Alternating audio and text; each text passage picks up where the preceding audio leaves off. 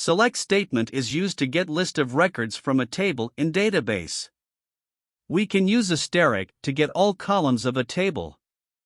We can also specify required columns instead of asterisk.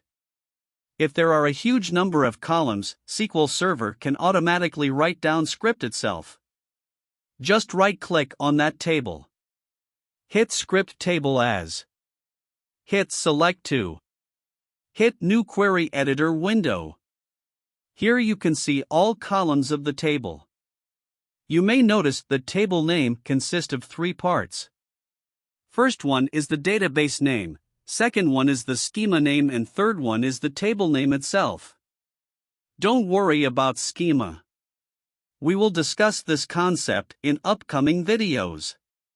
So what is advantage of using this fully qualified naming convention? The answer is when you have fully qualified name in query, you can use it in any context. For example, I will utilize the query in context of master database. In contrary of it, if I am not using fully qualified name, I can successfully execute this query in context of relevant database only, and for other context I will get an error. This is because SQL Server is finding the table in master database, which is current context. For performance perspective, select query with all column names is recommended.